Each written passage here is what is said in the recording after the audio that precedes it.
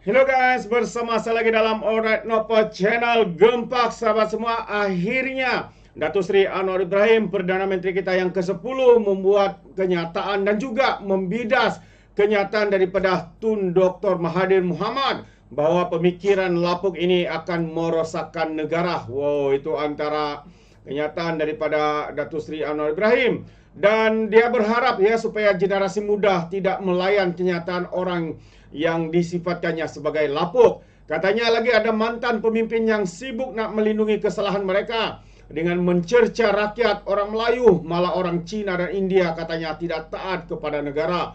Oh, itu antara kenyataan pedas daripada Datuk Seri Anwar Ibrahim, sahabat semua. Jadi, dengan itu saya membawakan untuk kita sekali lagi mendengar ucapan video Datuk Seri Anwar Ibrahim berkaitan dengan isu ini dan juga isu-isu lain. Jadi, tanpa buang masa, mari kita tonton video ini bersama-sama. Alhamdulillah nahmaduhu wa nusalli ala rasulil karim. Saudara bagian ini ekonomi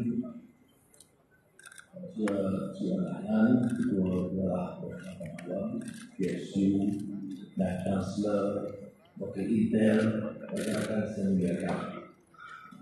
Alhamdulillah sekali lagi kita bersama dan satu ikhtiar yang sangat bermakna dalam menjayakan program Negara Madani dan program digital yang kita luncurkan sebagai transformasi digital. Saya bertanya kepada Presiden Kementerian Ekonomi dalam mengambil ikhtiar menyegerakan pelaksanaan program terutamanya padu yang juga terkait dengan pelaksanaan digital. Dan hari ini merupakan satu hal yang bermakna di antara negara berkembang yang agak maju memacu program dan ikhtiar untuk meningkat kefahaman di kalangan rakyat tentang artificial intelligence (AI). Saudara-saudara yang dimuliakan, tapi kemana juga mana-mana penerokaan pemikiran dan teknologi baru, dia tentunya hadapi kebimbangan, sedikit tentangan, sedikit keraguan, kerisauan. Saya masih ingat kalau mempopulerkan pada tahun 80-an komputer di seluruh negara. Ada pertimbangan tentang bahan-bahan yang mungkin kompromi tentang soal akhlak, morality, sebagainya. Jadi saya tengok apa kaedah yang boleh digunakan untuk menarik minat terutama di kalangan masyarakat desa di Gambir. Saya bawa komputer ke masjid, dan kemudian saya tanya imam, nak baca surat apa? Kemudian dia takut kita mula Al-Baqarah. Dia sedikit bunyi Al-Baqarah. Itu cara meyakinkan masyarakat yang pada ketika itu sangat risau tentang pengenalan suatu teknologi baru. Keadaan sekarang sudah berubah. Kebimbangan yang berlaku pada tahun 80-an tidak sangat berurusikan pada tahun 2024. Yang perlu adalah seperti yang disebut ini adalah memastikan tidak ada apa yang disebut sebagai digital divide. Apa yang permasalahan dalam soal digital? Pertama, ia satu teknologi baru yang mencabar, yang dalam beberapa keadaan memerlukan suntik kadar yang besar dan prakasa atau persarana awal. Kedua, ia memanfaatkan golongan elit bandar yang menyebabkan kesenjangan melebar di kalangan rakyat biasa sama miskin bandar, desa dan pedalaman. Itu. Tapi apa yang dilakukan oleh kerajaan, khususnya bukan ekonomi pada hari ini, mengenal pasti masalah ini. dan mencari penyelesaian. Apa yang diluncurkan hari ini adalah memastikan supaya dengan kerjasama Intel, supaya AI itu tidak lagi janggal bagi rakyat keseluruhan. Saya ucap terima kasih kerana kerjasama My Digital dan Intel memperkenalkan suatu tajuk yang sebenarnya baru. Ini yang saya selalu sebut dalam bidang pendidikan, macam pendemukaan teknologi baru seolah menggapai langit. Dia sukar dipahami, tetapi tidak terlalu sukar bagi kalangan muda. Dan menerima kenyataan ini, Manager dan Direktur mengambil inisiatif. Ya, dari awal kita baru luncurkan beberapa bulan lalu program apa yang disebut transformasi digital dan diikuti dengan padu, dan pada hari ini awal supaya rakyat tidak ketinggalan. Jadi kita perkenalkan AI untuk rakyat. Tetapi seperti mana-mana prakasa dan aplikasi diperkenalkan, kalau tidak disambut segera dengan kepantasan yang diperlukan, kita akan ketinggalan. AI ini sebenarnya teknologi baru adalah satu bidang yang mesti dikuasai sekarang dan mesti diterima kelajuan perubahan yang memaksa kita untuk cepat menangkapnya. Jadi kalau diperkenalkan hari ini, kemudian mengambil tempoh 3 bulan untuk pihak universiti dan sekolah memikirkan dan merencanakan, 6 bulan baru nak diminta pelajar-pelajar mengikuti AI itu rakyat yang disediakan, maka kita ketinggalan 1 tahun. Kita tidak ada waktu. Jadi nak transfer dari sini, saya harap universiti ini sampai dengan dan juga universiti lain dalam beli pendidikan tinggi pun ada, pastikan semua pelajar tanpa kecuali, terutama yang di universiti, mesti ikuti program 4 jam dan tidak semestinya orang itu dalam disiplin IT atau AI, dalam mana disiplin yang merentas disiplin. Yang perlu dilakukan dalam AI itu rakyat ini merentas kementerian, merentas jabatan. Jadi saya rasa satu kerugian besar kalau kita tak memanfaatkan dan menetapkan dan mewajibkan semua pelajar, tentunya bermula dari syarah, menguasai seluruh hidup. Ini yang basic, kefahaman yang asas. Saya tanya tadi saudara ini tentang AI ini, saya kata mesti bermula dengan Perdana Menteri. Jadi mungkin malam ini dia akan cek sama ada saya dah buka.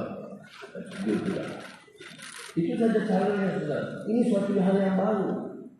Dan yang baru itu memaksa kita menguasai cepat. Dan tubuh ini kita kadang-kadang hanya terheret dengan bincang soal lain. Sebab apa saya tekankan dalam negara badan ini soal tata kelola? Mengapa saya keras memerangi rasuah? Semua ini akan menyebabkan kita terhambat, leka dengan isu-isu yang merusakkan, melemahkan sendi kekuatan negara. Ia juga memerlukan perolehan. Kalau perolehan itu buat cara biasa, komisen 20%. Jadi yang patut memanfaatkan pada 20,000 pelajar akan dipunggah, disakau oleh 1-2 orang. Sebab itu saya katakan dalam apa bidang juga, jangan remehkan soal tata kelola yang baik, termasuk dalam kita bicarakan soal AI. Dan saya ulas ini karena ada cenderungan, termasuk kalangan kolonial elit, yang ada suara-suara bebas. Tetapi pertamanya tidak pernah menyuarakan keras menentang rasuah dan memperbaiki tata kelola. Yang keduanya seolah-olah coba melindungi perasuah-perasuah besar. Dan perasuah besar itu bermakna dia punya dana bertriliun, dia boleh menguasai media sosial, dia boleh membeli beberapa tokoh politik, dia boleh memberikan dana kepada beberapa parti politik. Sebab itu sudah lihat sesudah itu diam. Malah ada yang tidak senang jika tidak akan keras memenangi rasuah. Apa kaitannya dengan My Digital dan AI? Semua ini boleh berhasil kalau kita urus negara kita dengan baik. So good governance, transparent system, leadership is accountable. Ini yang kita terapkan. Supaya kalau kita dapat jelaskan, pastikan negara ini diurus dengan baik, jangan kita angkat pemimpin yang kerjanya memborok harta rakyat, kita tunggu soal ini. Mesti berlaku transisi tenaga, peralihan tenaga. Semua orang terima, tetapi dia memerlukan prakasa dan dasar yang jelas dan kepintaran pengurusan dan pegawai melaksanakan dengan cepat dan tuntas.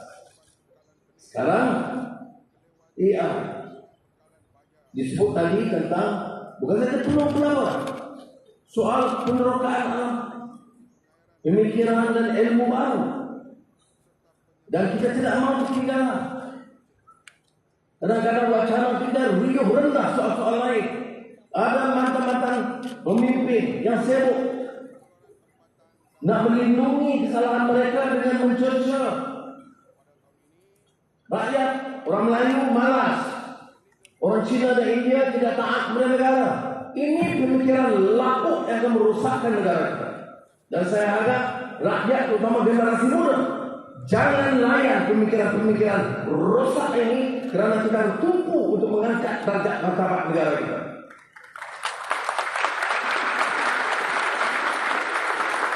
Masa sekarang adalah menerapkan nilai yang baik. Dalam Madani ini, walaupun kita bicara soal transisi tenaga dan transformasi digital dan AI, kita tidak pernah meninggalkan soal nilai dan akhlak dan jati diri. Sebab itu saya katakan menggapai langit tetapi tetap mengakar ke bumi. Mengakar ke bumi maknanya dalam bahasa kita, budaya kita, agama kita, sistem nilai kita. Dan ini yang kaitan dengan AI. Yang disebut tadi kebimbangannya ialah bahawa manusia sintetik ini akan menguasai manusia dan hilang nilai keinsanannya. Kerana seperti kita lihat namanya dalam AI, soal nilai, soal akhlak itu tidak ada. Tetapi yang dijawab oleh beberapa tokoh AI itu menarik. Masuk media dan saya nyatakan, bila saya tanya soal ini, dia jawab itu terserah kepada kepakaran yang ada. Kalau di kalangan sarjana kita, profesor bidang digital dan AI itu memberikan masukan yang juga meletakkan asas sejarah kita, budaya kita, agama kita, akhlak kita, sistem nilai kita. Maka apa yang dihasilkan dalam AI itu betapa canggih, modern, tidak akan terlepas daripada masukan tadi yang juga menekankan soal nilai. So, itu bagi saya tidak harus menakutkan. Seperti mana juga bila kita perkenalkan komputer dulu, kita katakan firewalls itu tak seperti di luar. Firewalls itu melalui didikan di keluarga dan di dalam sistem pendidikan. Jadi benteng pertahanan iman, mental itu harus dalaman melalui sistem pendidikan kita di rumah dan juga di sistem pendidikan. Jadi tidak harus melakukan. Jadi sebab itu saya katakan aspek yang kedua dalam soal AI ini selain daripada digital divide ialah soal kebimbangan tentang hilangnya nilai manusia. Saya ingat umpamanya bila kita masuk dalam dunia yang disebut industrialization atau industrial revolution. Apakah kebimbangan? Kebimbangan ialah tentang industri yang akan menghilangkan nilai kemanusiaan. It's dehumanization of man. Itu kalau rakan-rakan generasi saya itu memang bicara panjang soal terhakis nilai kemanusiaan kerana asakan kekuatan industri dan teknologi yang hebat. Hal itu masih ada. Tapi seperti yang kita tahu, revolusi industri itu tidak menghakis semua manusia. Dari nilai keinsanan, dia terserah kepada kita. Sama kita pertahankan mengakar di bumi, ini meletakkan nilai dan asas yang baik. Jadi saya percaya dalam menangani permasalahan yang diungkit terkait AI, dia memerlukan kekuatan jati diri, kekuatan asas budaya dan nilai. Sebab itu saya ingin tekankan di akhir hari ini dalam meluncurkan program AI untuk rakyat, saya tekankan untuk perkhidmatan awam, DPP ada di sini, untuk KPT dan Kementerian Pendidikan, jangan tunggu bulan Februari. Dalam tempoh beberapa hari, mesti ada usaha berkenaan PFC di dalam semua pelajar, supaya kita buktikan unjuran revisi salah. Tapi kita dalam 3 tahun 1 bulan, saya nak unjuran yang tepat. Kalau kita semua pelajar, pendidikan tinggi, penjawat awal dan sekolah, unjuran kita 1 juta belum tamat 1 tahun. Itu unjuran yang saya beri. Dan sebagaimana arahan kita semua dalam semua hal, tempoh sejak pengumuman dalam 1 bulan mesti ada laporan. Semua KSU, semua KP, semua naik chancellor harus mengumpulkan laporan. Dalam hal-hal lain juga, tetapi dalam soal AI, laporan kepada kementerian masing-masing apa yang telah dilakukan untuk melaksanakan usaha pencerahan ataupun yang disebut kecelekan. Ada yang kata dulu kita sebut cultural literacy, kecelekan budaya. Kemudian kecelekan digital. Ini hari ini kecelekan AI. Jadi program AI itu harus dalam tempoh 1 bulan dari tarikh ini. Saya minta semua nakes, ketua tunggal, KSU memberi laporan tentang apa yang diusahakan dan berapa jumlah mengikut perkiraan mereka anak-anak kita yang sudah tamat kursus awal 4 jam. Dan saya nak kabaran ini juga termasuk Perdana Menteri dan Jemaah Menteri. Dan dalam 1 bulan semua ahli Jemaah Menteri akan beri laporan Sekretariat Perserta Fizi untuk pastikan semua diikuti. Dan dalam surat Jemaah Menteri kita nak tanya setengah boleh diakui. Jadi kenapa dia perlu dah baca? Cara nak tahu tidak, hanya ni bab 3 dia ulas tentang tekanan sosial. Apa pendapat saudara? Itu kedua. Ini saya nak celoteh sikit. Saya dulu dapat juga dengan Profesor Ismail Fauzi almarhum asas International Institute Islamic Thought yang pernah jadi profesor di University Philadelphia. Sebelum mesyuarat lembaga penasihat CPIT Board CPIT di Western Virginia, dia kebetulan ada di sini 2010 itu. Dia perkenalkan buku pada saya, buku sosiologis Ernest Gellner, Muslim Society. Ini dia baca. Dan dia kata, we discuss the book, when I see you next, 2 weeks, in 2 weeks. Dan saya tahu dia. Walaupun masa itu saya sudah malam putih atau baru dia. Saya tahu dia akan segah garang betul. Kalau masa minum pagi itu kita tak dapat ulas. Jadi bila ditanya, pertama soalan berapa panah sudah terbentuk. Keduanya ditanyakan bab 3 yang dibicarakan tentang pengalaman dia Utara Afrika. Apa panah? Kalau sudah tak baca, tak upaya nak tipu. Jadi saya nak beritahu profesor nak uji anak-anak gitu. Yang bagi pandangan umum dia boleh. Tapi kita bab 3 yang menyentuh soal Morocco bagaimana? Ya. Jadi nanti Rafi di kabinet dia tanya juga. Asalkan jangan tanya saya. Yang saya tekankan ini ya, ini munculan ini bukan biasa. Waktu saya tanya my chief station attitude is that it is profound contribution to the general literacy awareness of all medicines, and with the immense help and assistance to us all if we take this very seriously. The learning curve to introduce a very pertinent subject that will decide critically the future of this nation.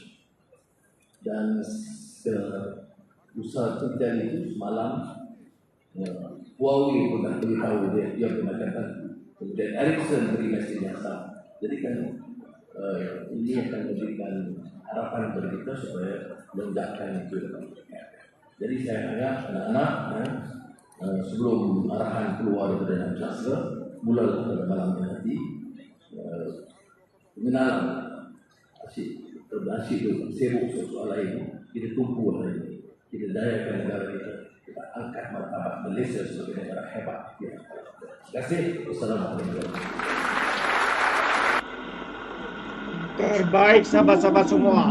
Itu dia satu ucapan padu daripada Datuk Seri Anwar Ibrahim. Turut dia juga yang menyentuh berkaitan dengan kenyataan yang dibuat oleh mantan Perdana Menteri, iaitu Tun Dr. Mahathir, yang semakin terdesak memainkan, mencercah bangsa lain, India, China, kononnya tidak setia. Bukan itu saja sebenarnya, seperti yang kenyataan Datuk Seri, selain daripada bangsa ini, dia juga mengatakan kononnya Melayu adalah pemalas dan hanya harap bantuan dan sebagainya. Inilah keterdesakan yang ada pada pemimpin ini, yang kita tahu ya beliau mempunyai pemikiran yang lapuh, kata Datuk Seri Anwar Ibrahim. Jadi terima kasih sahabat semua kerana bersama dan mendengar video ini. Sekiranya anda mau berikan sebarang komen, pandangan, anda boleh berikan di dalam ruangan komen. Jadi terima kasih.